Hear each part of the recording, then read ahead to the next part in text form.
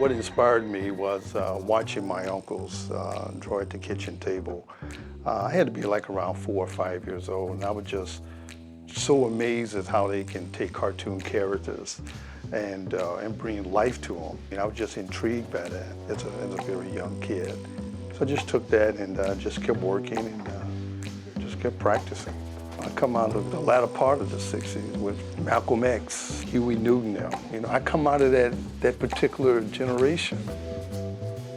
I pretty much tried to draw and paint and portray whatever was happening at that particular time in the art world.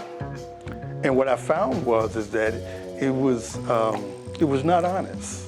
It was not honest for me. I am about my community, what affects my people.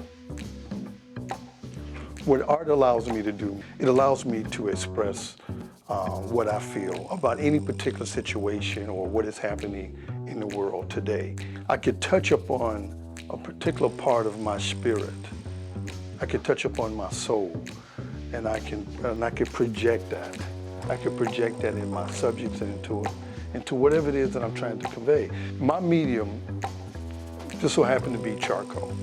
It should be charcoal and accenting with some color, which would be acrylic paint is what I normally use. I just find that with my personality, I like immediate results. I don't want to wait. I don't want to wait for paint to dry.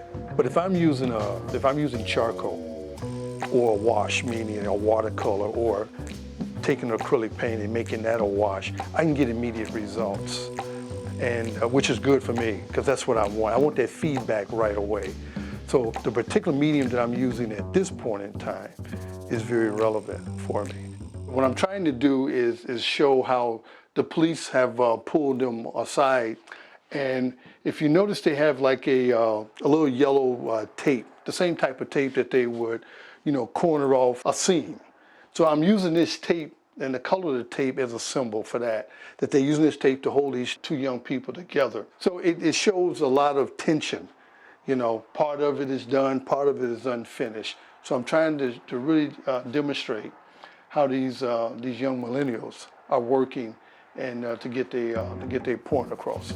The vast majority of the work I do is about African Americans, whether they're homeless, whether they're disenfranchised. All of these misconceptions about African Americans in their communities and about black men.